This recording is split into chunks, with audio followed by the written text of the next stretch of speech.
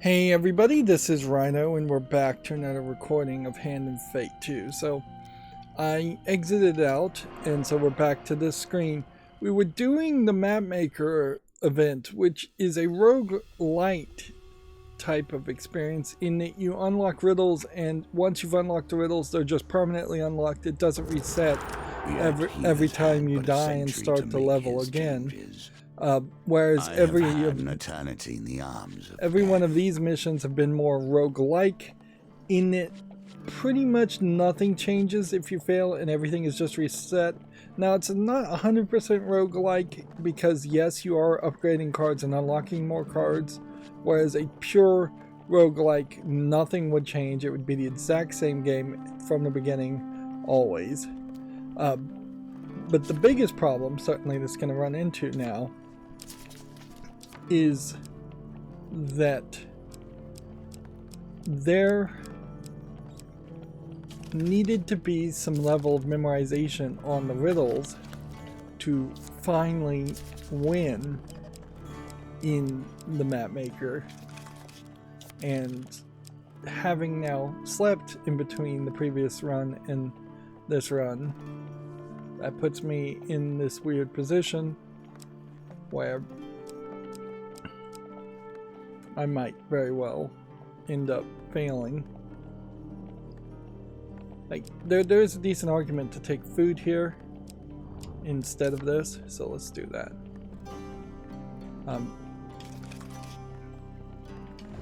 But we can adjust on that pretty easily too, though, because we can just set camp at the very beginning and review the riddles. This mapmaker quest has randomized placement of items, but we kind of know exactly where everything is based on the riddles, or at least where a lot of things are based on the riddles. And so then there is really just a goal here now to save the 5 of 5 Halley's crew and make it to the end. It's really all we have to do. So we need as much gold as possible. And we have a blessing that will reveal the entire map and make it much safer. So we can just set camp to start with and review the riddles. The Holy Man is the fault of all riddles. We know that the statue is where you get all the riddles. We have 13 of 13 riddles, so that's useless information because it's already shown on the map. Beware the intersection of trees and towers. There will always be something negative there. There will also always be something negative in the shadow of one of the towers, which those two riddles probably don't overlap.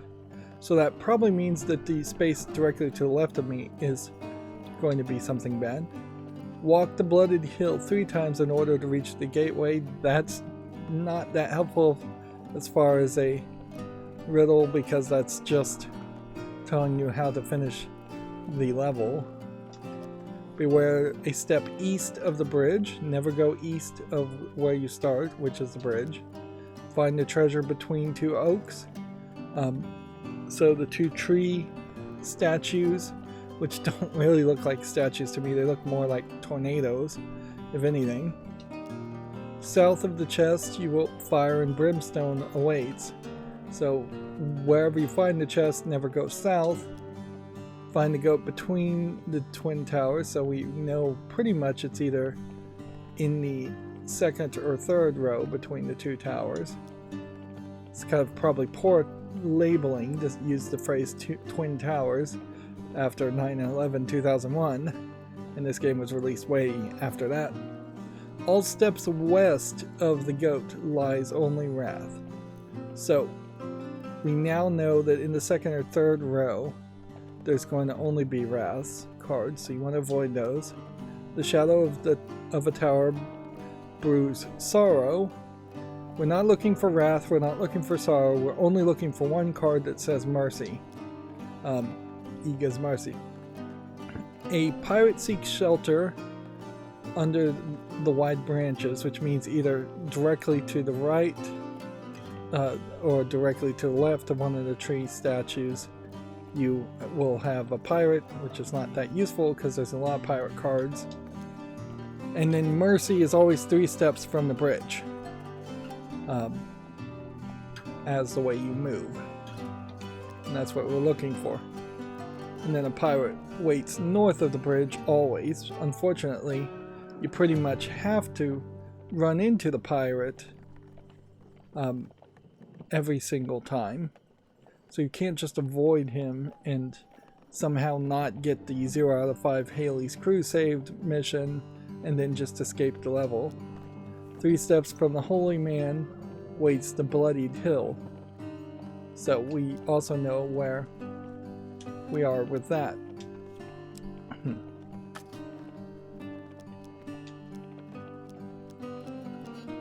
Okay. Which basically tells you don't go here, don't go here. The goat is probably here or here. Wherever the goat is, don't go to the left of that. There's either a pirate here or here, and there's also a pirate here. The hill is either here or here, which it can't be, or like here, which it can't be. So we already know the way to escape this mission. So you go north, you go right, you go right. We don't know what those 2 cards are. Then you go north, and then you go north. And then that will reveal everything on the map. And that is our first mission.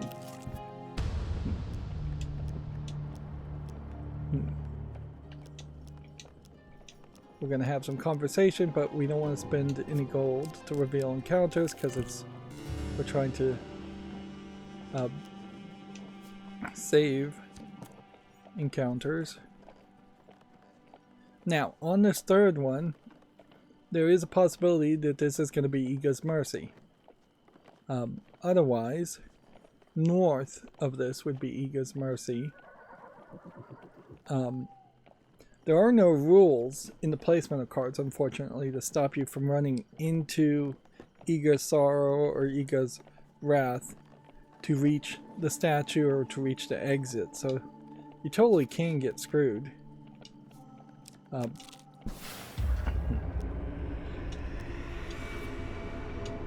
Iga's Wrath is what you want before instead of Iga's Sorrow, though, because you're not going to have to actually fight somebody.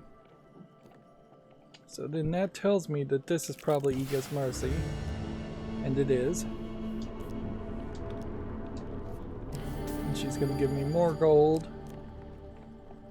Now, nothing tells me about what is north here or what is here. So it's a 50-50 chance. But we'll go here and see. Now in this duel, a Crimson version of the Captain of Steel. So in this duel, I think the move is to not take a hit and maybe land all hits without being blocked. So that seems to be the way this reward happens. Captain Cassius, very drunk and none too happy. Cassius wears armors to dull standard attacks, use bash to break him. Alright.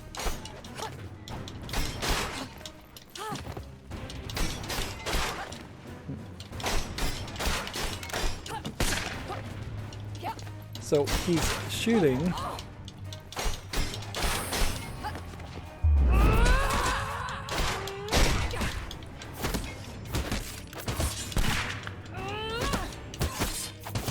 Poses a problem as far as just whether or not you could avoid damage. We gain 8 fame for that. The tavern crowd cheers your victory and tales of your battle are told and retold with the prowess growing. with each telling. That still didn't get us the that still didn't get us what we really want, though, as far as getting the shard. And so this tells us now exactly where to go to accomplish everything we want, just because of Fate's Path. It is the perfect card for this scenario. We don't want to leave yet.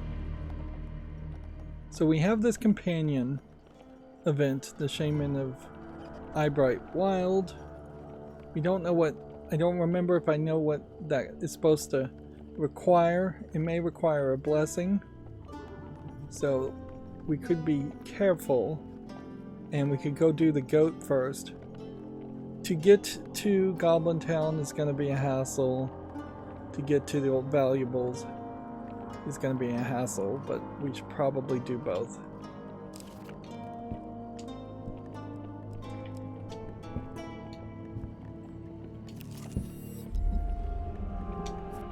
So you pet the goat here, and you start with each level games within with a within requirement of 16. And then with Colborn, we can see if we can bump that up to 16, and we failed. Right. So then we can pet the goat again. Now we don't have Colborn's ability, so 18 would have to be the roll, which would be 3 pure 6s. Which, wow, I got lucky there. A win here sets the tone for your challenge. So the goat hits you in the chest, and that gift blesses you. Let's see. Heavy weapons deal 50% more damage the next combat, then you discard this card. There's no point, though, of trying at this point. Let's see.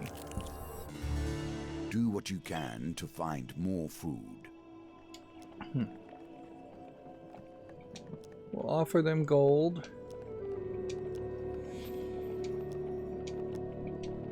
And that does nothing for us. Probably should be trying to sneak past it. These cards are not brimstone without reason. If you cannot learn to avoid them, you will surely perish. So we're choosing to fight here in the hopes of getting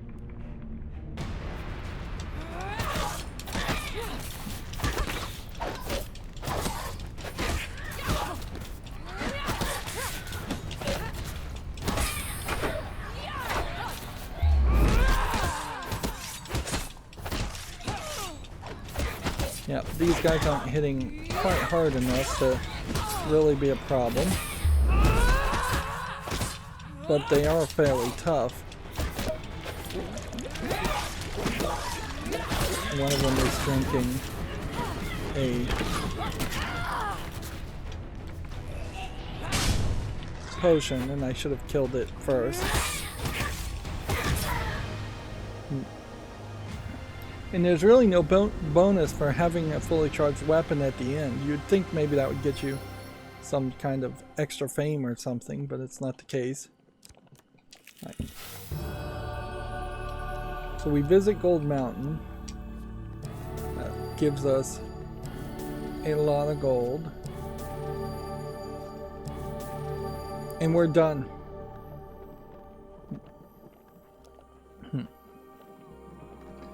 I guess we'll explore Goblin Town. That's probably a mistake.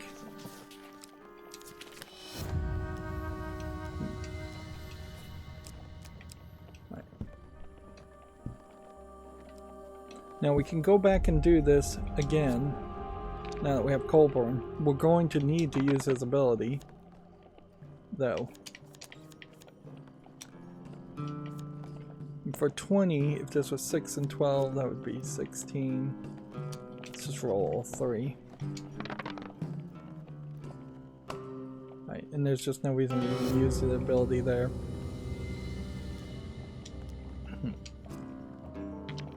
24 is the maximum target.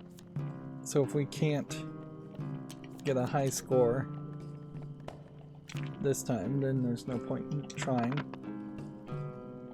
Yep. But if we try for 24 as the target, the goat will die, so we want to leave him alive for the next run. Plus, we're done here. We only needed 100. Starvation has been the end of many adventurers. Yeah. So we pray for mercy. With a cascade of dust, the statue's face begins to animate. You are not the cursed pirate. Why do you want to help him? His fate is his own and deserved. A hissing sound escapes the statue, almost like laughter. Deckhand Ryland's soul is released. May he sleep well within this decision. With the specter of a small grubby boy steps out from behind the statue, he gives you a little wave before setting out into the waste. You gain 2 fame. The statue begins to return to its lifeless stone. And then we don't care about this. So then we're going to just do it again. Gunnar Emor's soul is released, and so this is the first time we've released even 2 souls. May you sleep well with this decision. A ghostly woman, tall and gangly, steps out from behind the statue. She playfully cocks a pistol at you before turning away towards the waste. The statue begins to return to its lifeless stone.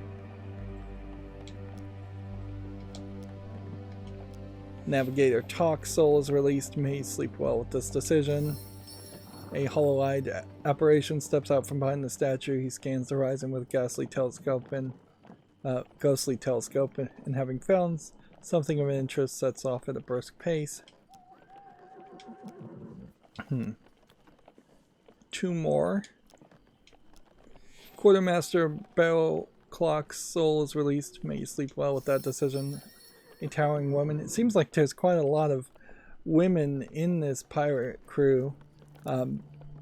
Although that does very much line up with the way the rest of this game plays out, which is that the named characters tend to be more women, and then the unnamed minions are all male presenting.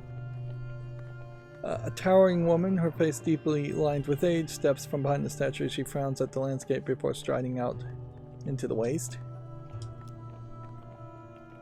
Do not remember how I came here, whether I was imprisoned by mortals or my kin. Time has worn my rage, my greed, and my memories to nothing. The stone face grimaces. You can't tell if it's laughing or weeping. And so, last one. Will this be the pirate leader himself? No. Beloved Yorna's soul is released. May you sleep well with this decision. The spectral young woman is in a ragged dress, steps out from behind the statue. She gives you a heartbreaking smile before choosing the direction and heading into the waste. The statue begins to return to lifeless stones. So there's now nothing more we can do at the statue. And so the only real concern here is food and making it to the end without starving to death first.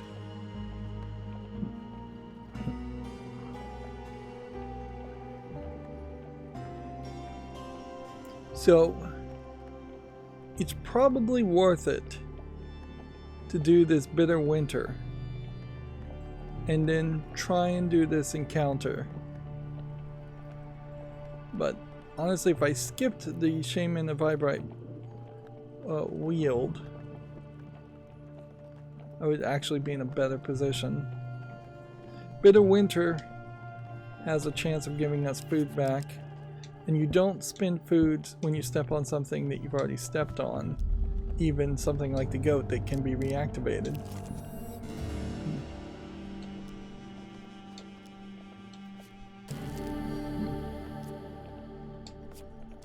So that gave us one 1 food. Not really. Significant amount. Alright, so we have Colborne. Our life is at 50 out of 100, which is kind of low. We're just hoping that this doesn't Shamans require are to be us. treated with suspicion. They are like mages, but they believe otherwise. The shamans of the north are known as healers, raid leaders, and curse bringers, among other things. She stares warily as you approach, but relaxes at the sight of Colborne, Clan Eyebright Fodder, and one of the Sutherland. I have only spilled your people's blood. I've yet to see one up close. The shaman peers into your eyes. Do you find it hard to move with bones so weak? Colborne drops a blessing at the door and the shaman allows him to enter. Enter requires a blessing. We will get rid of Hammer of Gods as a blessing. That is, you don't want to get you don't want to get rid of the other blessing. The walls of the cabin are adorned with curiosities and keepsakes, vials of black ichor, broken swords, and everywhere golden trinkets. We could ask to be blessed, we could ask for food. If we did any of these, we would draw a max life pain card. But clearly the move to get the token is to talk of Clan Eyebright. She nods. Yes, I know why you've come all this way. Rogver, Skald of Clan Crowfoot, was the one who led the burning. Rogver, Colborne says, his voice in a low rumble. He slumps down onto a wooden stool and it creaks beneath his weight. Colborne is in deep thought. It seems like you have to ask the questions for him. Ask how to avenge Clan Eyebright. She cuts her thumb and wipes the line of blood onto your companion's brow, then on his sword. To avenge the clan, you must die, Colborne, the betrayer. You defied the old ways, and so you must pay with your life. Perhaps then good will return to Clan Eyebright. The shaman rearranges a row of skulls on her windowsill, or perhaps it won't. Ancestors can be a fickle bunch. Colborne blinks nervously. What if I cannot? The shaman nods. That is likely. A reward well earned. Well, we got the reward there. So now it's just going to be asking questions for our own interest. Ask what happened in the burning. Most died, but of course you know that already, the shaman grins.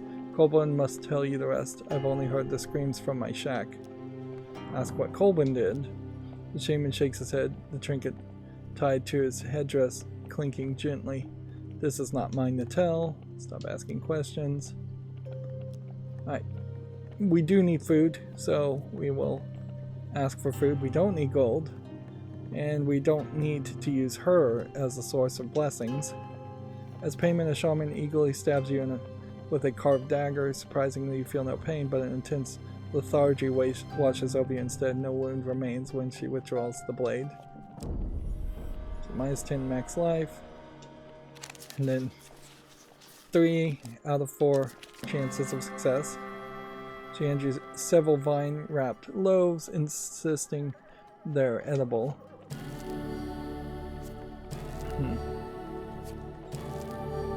And that sets us nicely for food. For good measure, the shaman decides to curse you too. Food received from food gain cards is halved.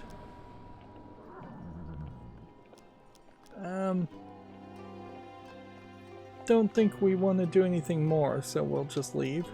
The shaman's black eyes glint at you from the smoke of her shack as you depart. Alright, so we are done. If we were to get more gold, generally speaking, it would just be used to either get shards on other event cards, or to buy maybe equipment, which maybe is not really necessary, and probably to buy food first. As long as we can buy food from a camp. We don't really have a lot of other places where food would even help.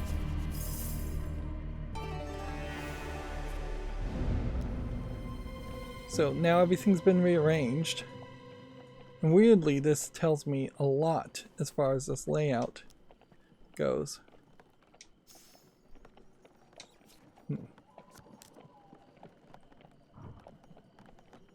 Like, we kind of know that the exit almost certainly is in the top right corner, and that's where we should go.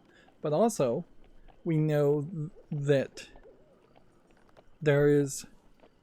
the pirate is directly north of us, and that's where we have to go. And the goat would be north of that, and we should go there also and see if we can get blessed some more. But then we're not really needing to do anything else at all. And I wonder if we see the pirate, if we aren't going to get some kind of reward for having freed all of his crew. Try to avoid tangling with Ega, the goddess of war. She's here somewhere buried beneath the earth, the ghost pirate advises. Yeah, we don't have enough gold to sacrifice any of that. We know this is the goat.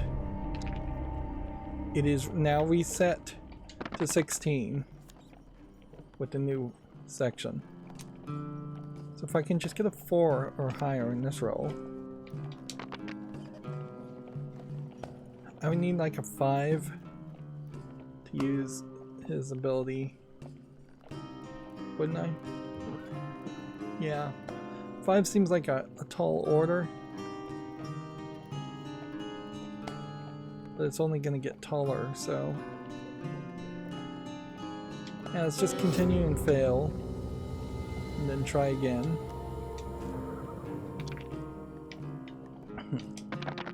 First two, you could have natural rolls.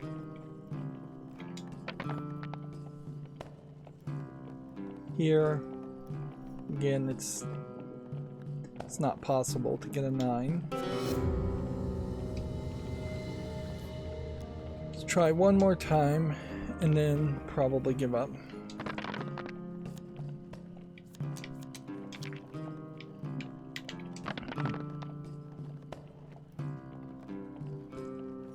Yeah, let's just use our dice. We need a 5 or a 6. We got a 6.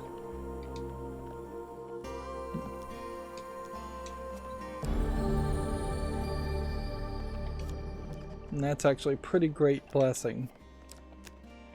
Alright.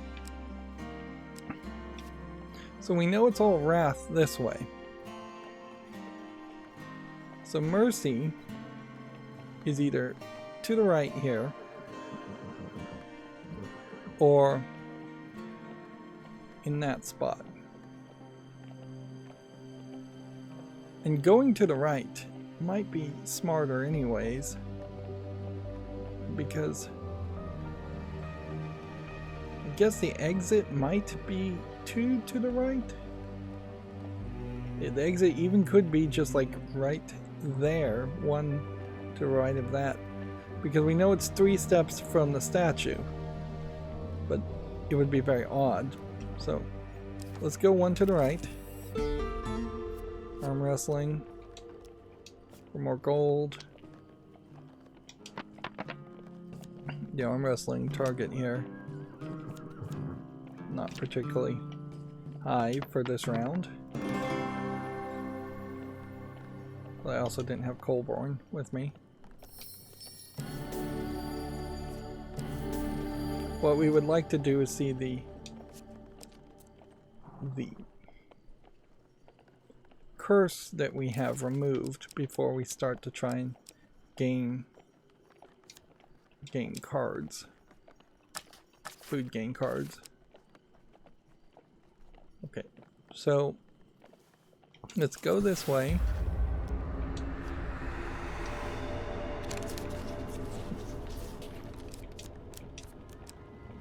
We can redraw,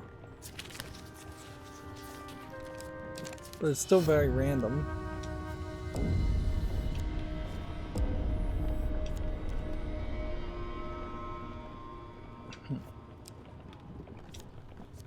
We just don't want Hellfire also to show up on any of the items. These cards are not brimstone without reason. If you cannot learn to avoid them, you will surely perish. So we have another fight. Upgrading our weapons and defense would be helpful. We have our whole character back in a corner there, and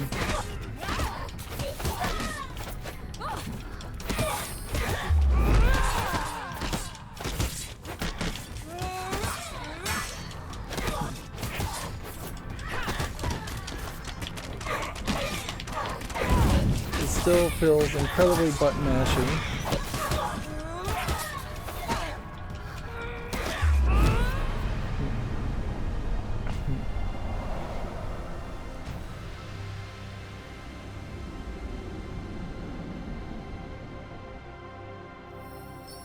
Doing these fights sometimes might give you a reward.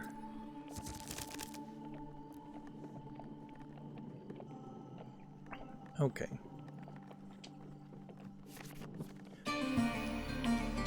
And so now it's just going to be a matter of what can we do for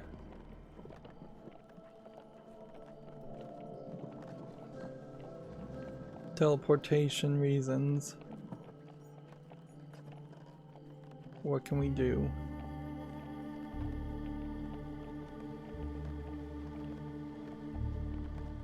That would be helpful. We should go get mercy, we should go get gold. And then we should probably try Wandering Trader because it has a shard on it. Try Watchtower because it has a shard on it, and then we should just leave.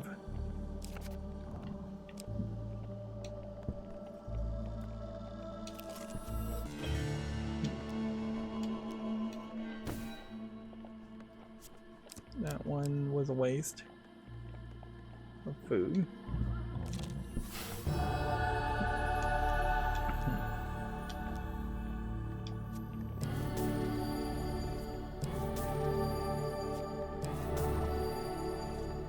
This platinum card, Goblin Town, is just like absolutely great. And even if you fail this, it doesn't really hurt you. The worst case scenario, it teleports you to some random place.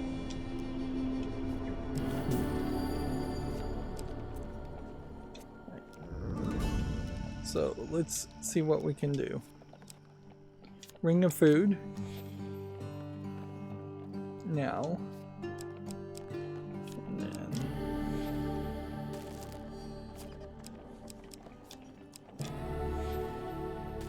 We're getting half as much food as we would like. So I really should only be buying things that are 1 because it's rounding up.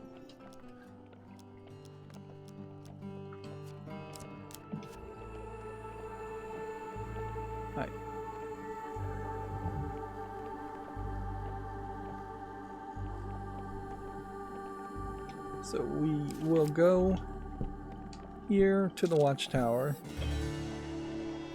now. And I guess you're just supposed to try and sneak past around. And then maybe it's a case that I've just never really failed this enough.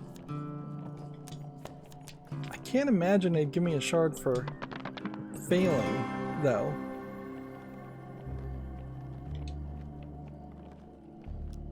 Scale the tower without incidents. Look east and west. See, I wonder if it is just that you're supposed to fail on that one. Oh well.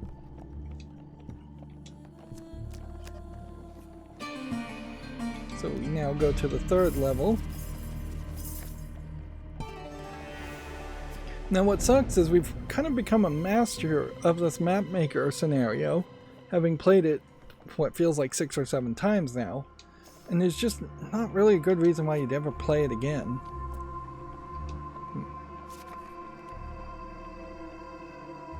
it does seem like you've set yourself up for being unable to enjoy it. We have enough gold where revealing encounters might be helpful. We also have nothing else really to do with gold, so let's just do that. So we see where the Crimson Hill is. We could have kind of guessed where that was going to be. Anyways.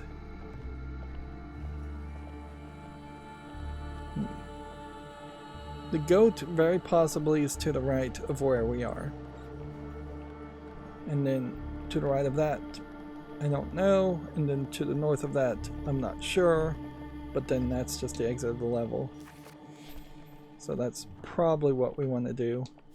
And then we'll reevaluate when we get to the end of this.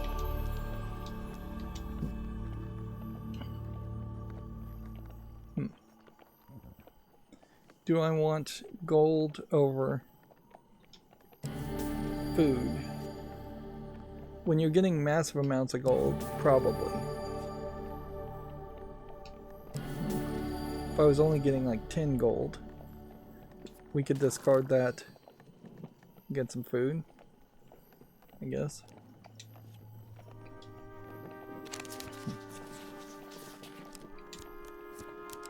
And with the redraw feature here, if it just let me draw a second time without shuffling anything, that would be really good.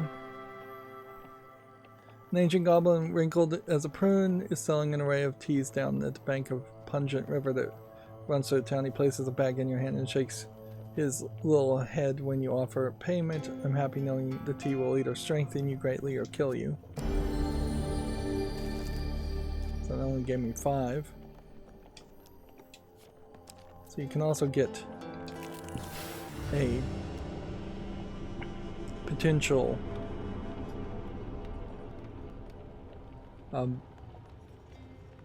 amount of food on top of gold, making Goblin City really, really useful. Yeah, and I just don't think we actually need any more food, so I think we'll keep the gold, and we'll see if maybe there's some achievement for ending a mission with 100 gold.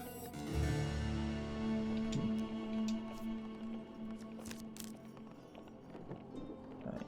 We got lucky there.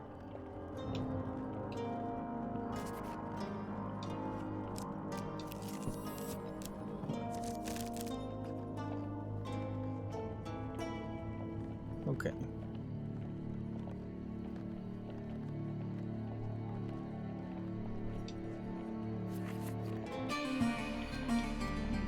Let's now investigate the map. We could do duel.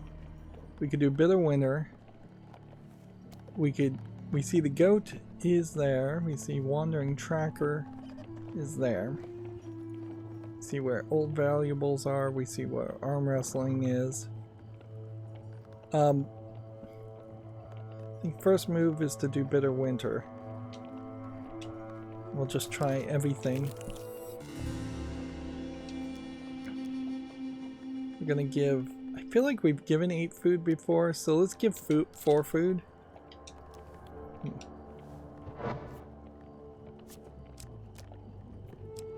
Alright. So now is there an encounter card called Harvest that we would have to find? I don't think we would find it in this case. We're in good health, so we should try the duel again.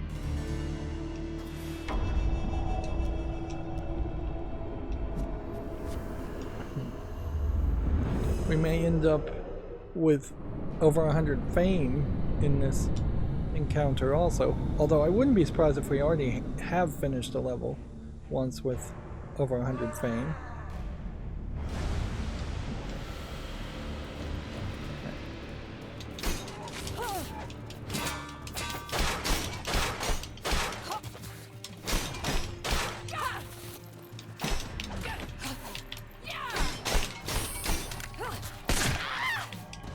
So that massive amount of damage there. That he managed to do somehow.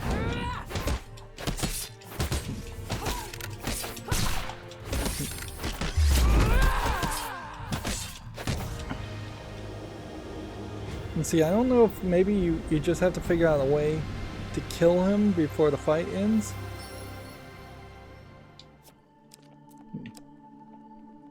That did not work out well for me.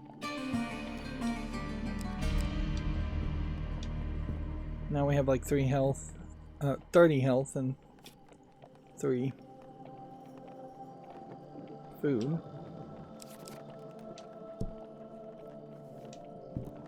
So, is it worth doing arm wrestling for more gold?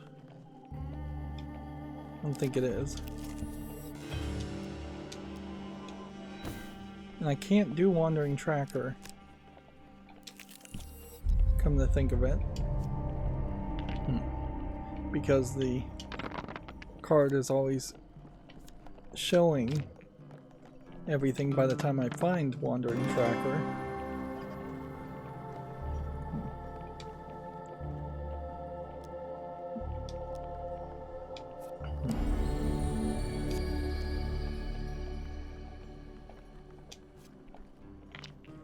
We probably, at this point, should just... Back to the bones.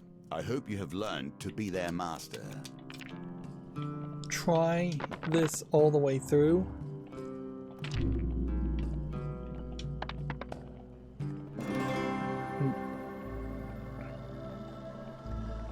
Because killing the goat in this scenario I don't think matters. On the last one. Cannot starve to death, that's helpful.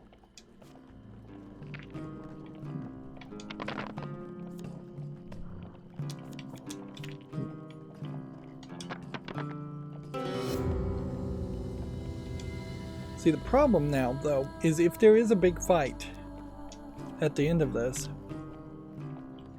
I am not going to have enough health to really encounter it. Yeah. There's no point in even having done this one, actually. Without Colborne's ability, there's no way we would have gotten all the way. 6 plus 6 plus 6 is only 18. And the target is 24. So I'm intentionally killing it. And even with a 4th dice, you only get to 24. If you get 4 6s, you would need other items.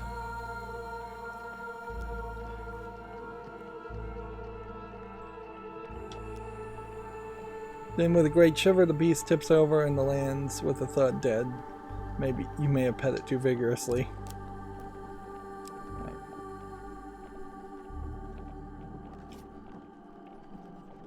So, yeah, there's nothing more that can be done, that should be done. We should win here. We've made all the gold requirements. The only thing that could go wrong is if we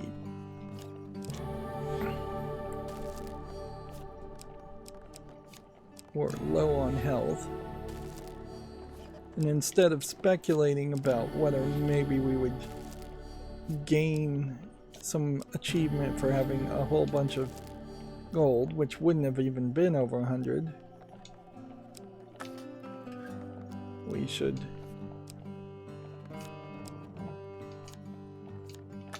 how much is this? This is 42. Do we have enough if we sold this?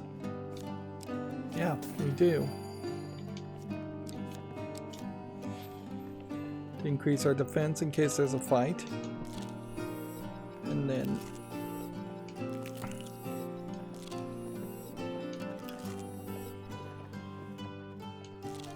we'll leave ourselves with 1 food.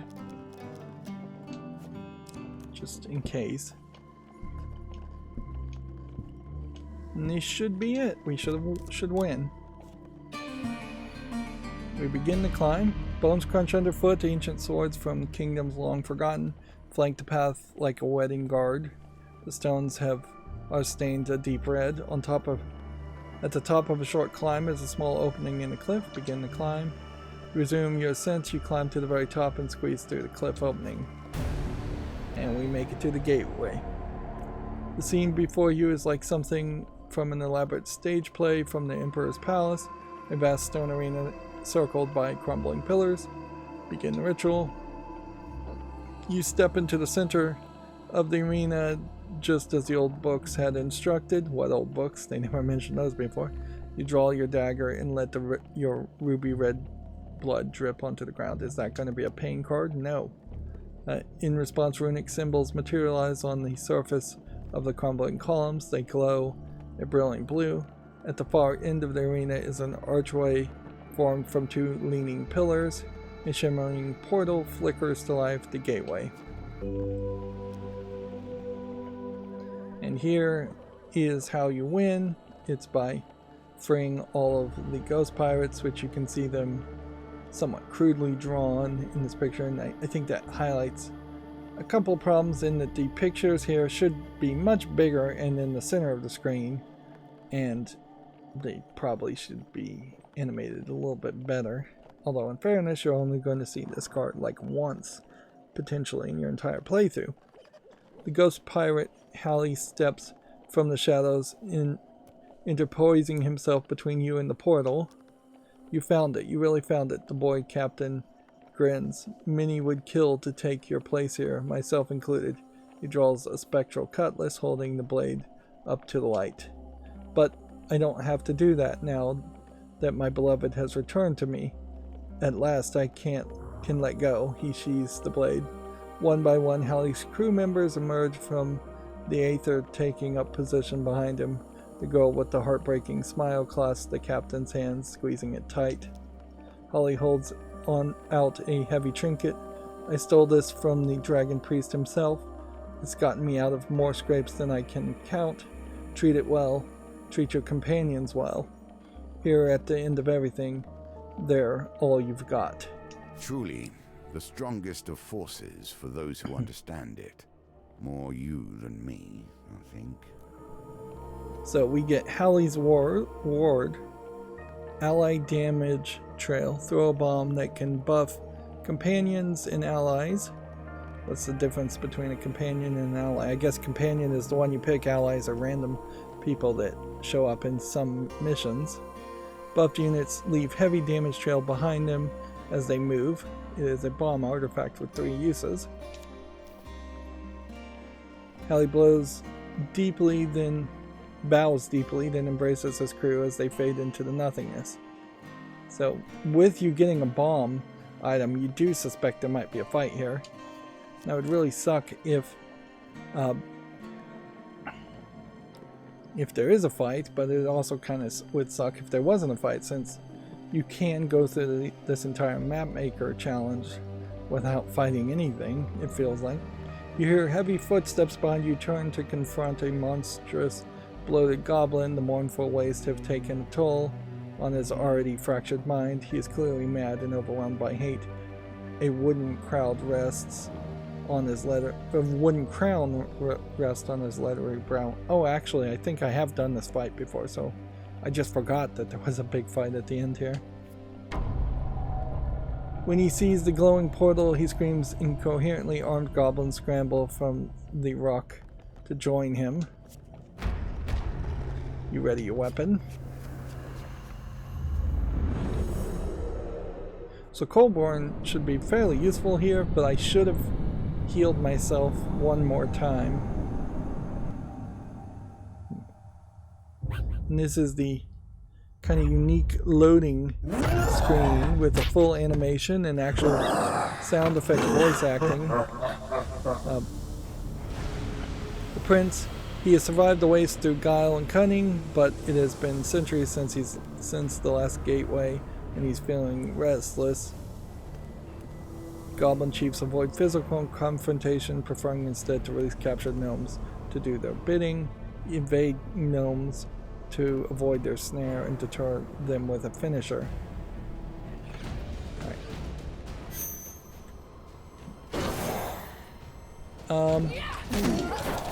Where is Colborne? Where we need him.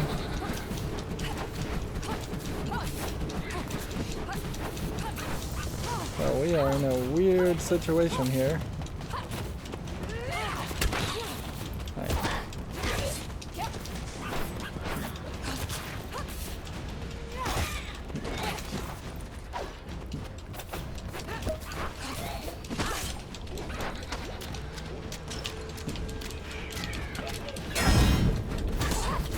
I need to really attack things and just not avoid fights.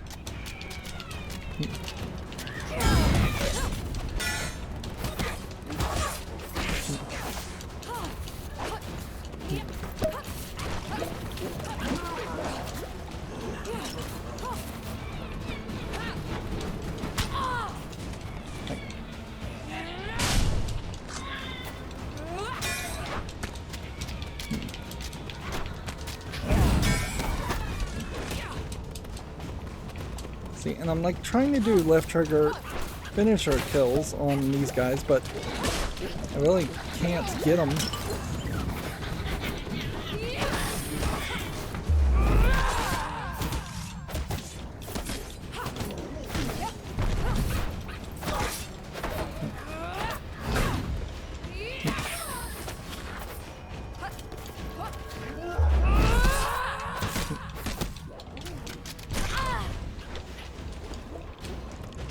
Come on.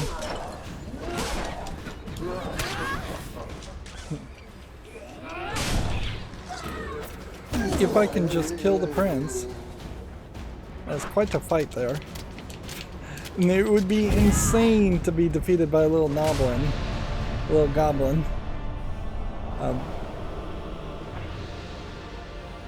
But that was a very difficult fight still, even on easy.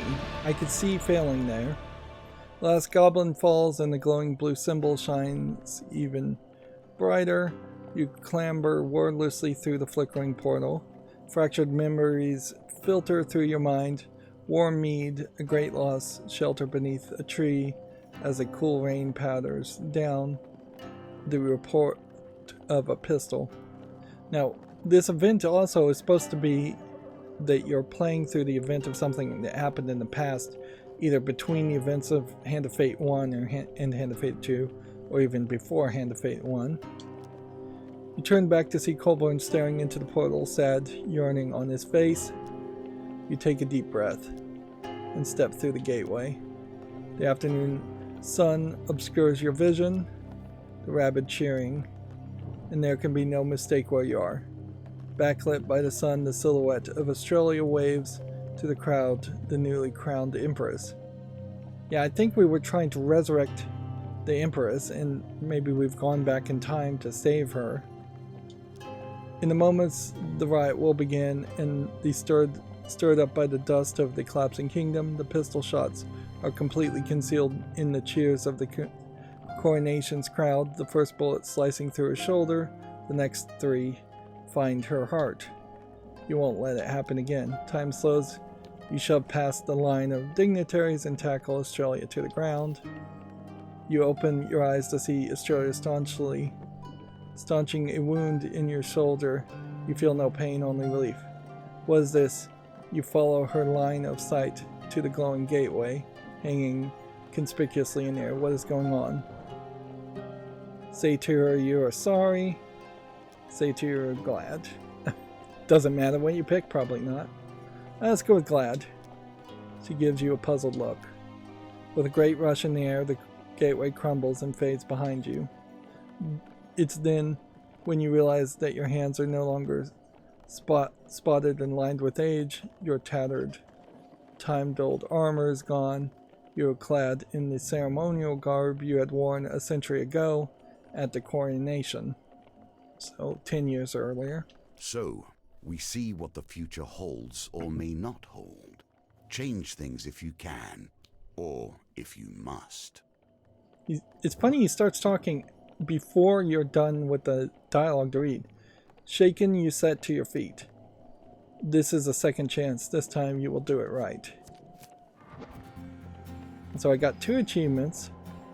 One called Through the Portal, and we also got The Mournful Waste.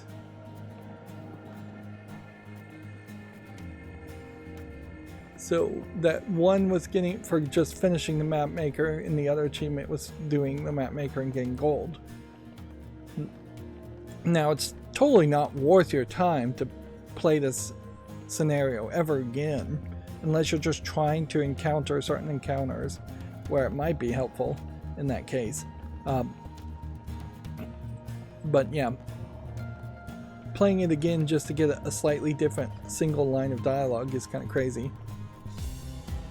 But also, I really do feel I need to reiterate how poorly timed the narrator, the dealer's comments are. Just wait until I have finished reading all the dialogue, then have him say the exact same thing. It will work almost every time. Every brush with power comes at a price, and that price is never one we were prepared to pay. See, there is a reckoning, and that reckoning changes you. Definitely feels like what they do is they paint themselves into the corner when they were developing this game, wanting more monologues from the dealer at certain places, and then moving some monologues so it isn't just too much monologuing in a row. For reaching the Fabled Gateway, we get a Portal Creature event, a Goblin Trader event, and a Warring Kingdoms event. Which, yeah, 3 more events might very well help me finish the main challenges, which I'm struggling with. For reaching the Fabled Gateway, we also get the Kingmaker Shield and the Intriguing Sword, which has a reward on it. For allowing Australia a second chance, we get Hallie's Ward, and we get the Silverman Platinum card, which we'll definitely want to figure out what that is, and Sea Dog Hail, which we'll want to figure out what that does. So we've unlocked quite a lot of new cards through this, what I suspect was DLC, which this unfortunately does feel like a game where if you don't buy the DLC, you're decreasing your chances of actually being able to beat the game, which is not a good way to design a game, in my opinion. And even at that, if you do buy all the DLC, you're still not guaranteeing that you'll make it to the end. For appealing to the Shaman of Eyebright Weald, we have now yet another card of Clan Crowfoot now, not Clan Eyebright. So what we want to see here is if this unlocks anything new. And it doesn't seem like it does. So to me it seems like the map maker and the servant may literally be the only adventurers in the game that are just like DLC, and at that level maybe it just doesn't matter or need to be on a different menu. It really feels like that those two should just be to the left or far to the right of all of the tarot card main challenges. Having unlocked those cards though, I still don't feel like I have done anything to unlock anything new.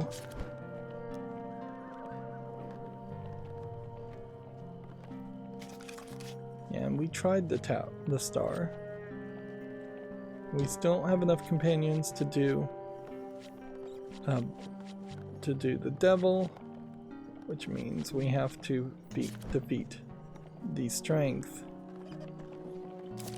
because this card unlocks the strength, unless the shadow will count, which maybe the shadow would count in doing the servant. Definitely does make sense.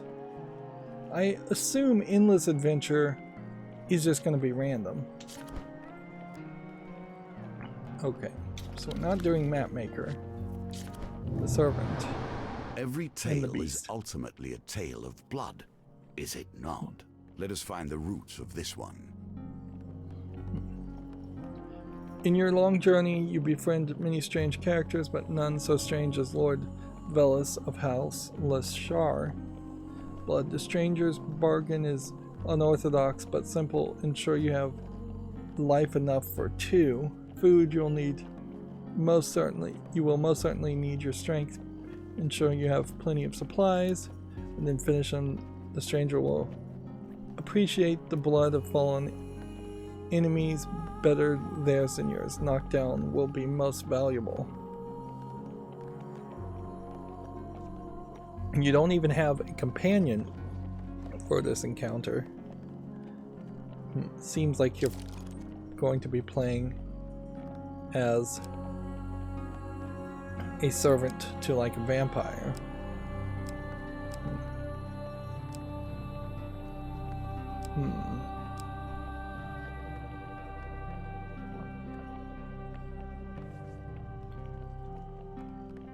You do like that one, don't you? Take that one. Maybe knockdown would be helpful. Also, gain life. We were playing a lot of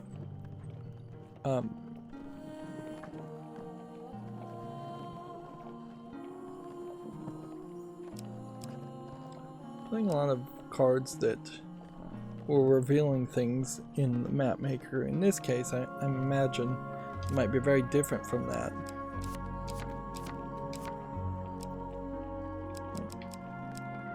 We can only have 1 platinum card. I'm not sure if there's ever going to really be a case where you can have more than 1 platinum card.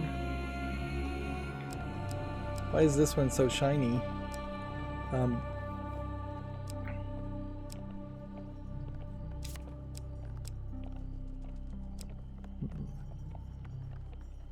Gain max life in a difficult way.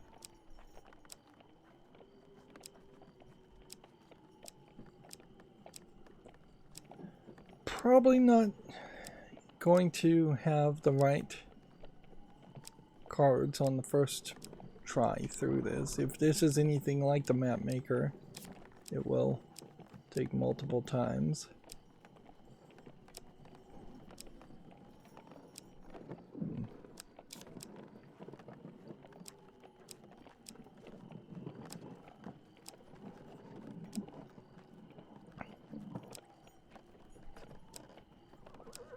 I think what I want is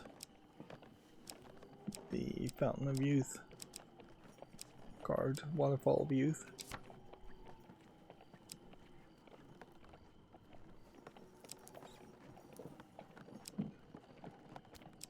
Unrest at Iron Peak is, you could gain life and gain max life, but I'd have to figure out how to do it.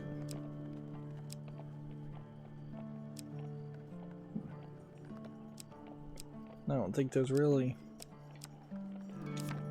a reason to take a card that has some negative encounters, such as a fight or a curse, over taking a card that would just give you positive encounters. And then we don't know what we're going to fight, but we do know we want things that have knockdown. This would knock down thieves. This doesn't seem like it can knock down anything.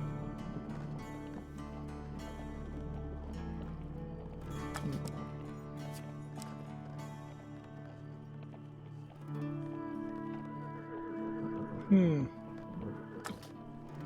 not the worst idea to take that. You don't know what Intriguing Sword will do.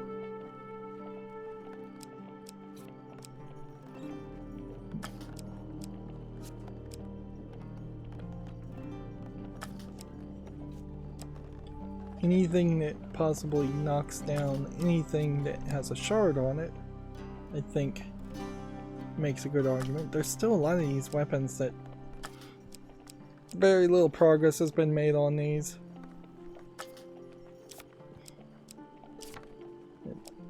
It's kind of not surprising either.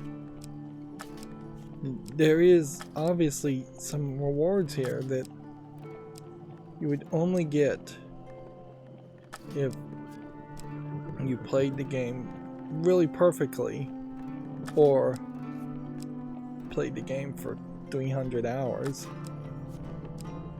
Just some insane amount of time.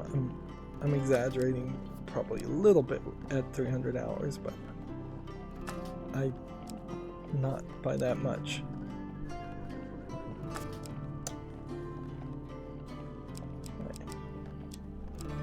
Take that platinum card since we've never even used it. Never seen it.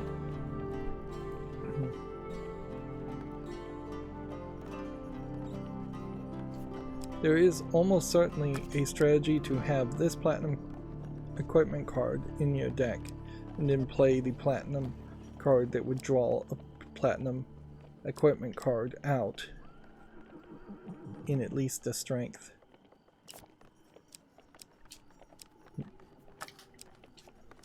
This is bomb that would require knockdown, so maybe if we use the bomb and then recharge the bomb, that would be helpful.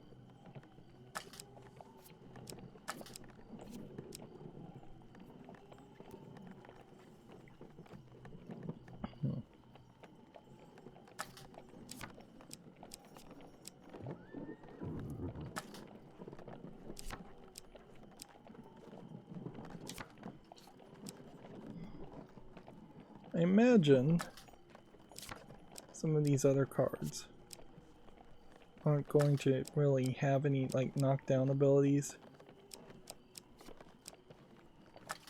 It would be strange, I think.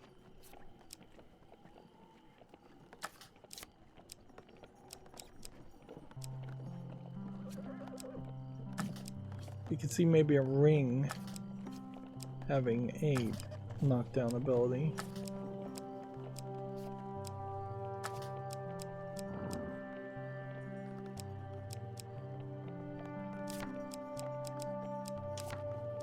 I think that's a pretty good move. Max life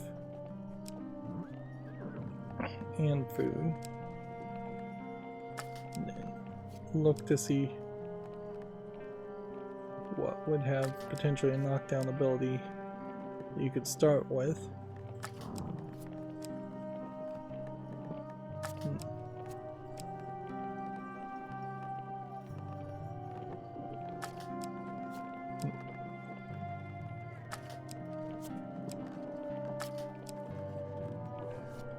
If we don't have anything as a knockdown ability, then we probably should just take healing spirits.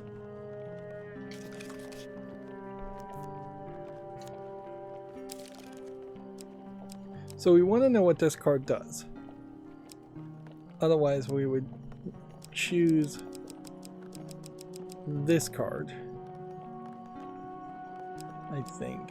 And then we want to know, want to see if maybe we can win on the first try.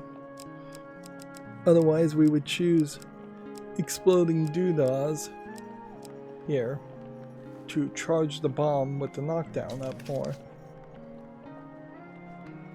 And it definitely seems kind of crazy that you can have brimstone cards even as an option, since we're not seeing brimstone cards that often, unless something about Deadly Force does just happen to unlock even more brimstone cards. Although they would have to, brimstone cards would have to have a very high reward that they are already telling you about. It really highlights, as a deck building game, which at the core I feel like this is a deck building game, they should just tell you what the cards do so you have a clue as to whether or not it's worth playing them or not, instead of hiding it behind this gameplay mechanic of secrecy, which only forces the player to rely on random luck to see if they can ever find out what the card does. which you don't have to do that, obviously. You can just go online and look at what the cards do and then build your deck around that. And that is the logical time saver that anybody should consider doing. Anyways, that's going to be it for this recording. As always, I ask you to like, share, subscribe, and keep on watching. Thanks.